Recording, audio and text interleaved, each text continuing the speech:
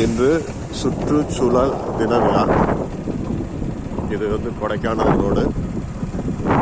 ரொம்ப இயற்கை மாறாமல் ரொம்ப அழகாக இருக்கிறது. ரோடெல்லாம் பாருங்கள், அந்த மரங்களெல்லாம் இன்னும் அகற்றப்படலை. மணி 1. இந்த நேரத்தில் கூட ரொம்ப ரொம்ப குளுமையாக இருக்குது. இங்கே பாருங்கள், வயல்வெளியிலெல்லாம் விவசாயம் நடைபெறுகிறது. 2 போகம் 3 போகம் எடுப்பாங்க. ரொம்ப திக் ஃபாரஸ்ட்டு, விலங்கினங்கள்லாம் இருக்கக்கூடிய ஒரு அமைப்பான ஒரு சூழல்.